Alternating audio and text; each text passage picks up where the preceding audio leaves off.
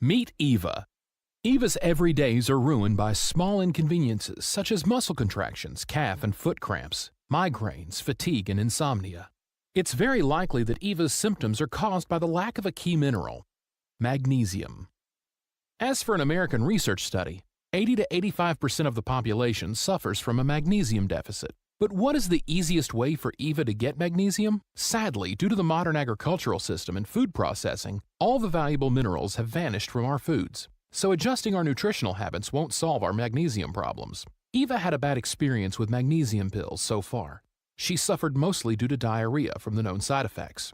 Moreover, the pills absorb slowly and not directly into the specific part of the body where it's needed most.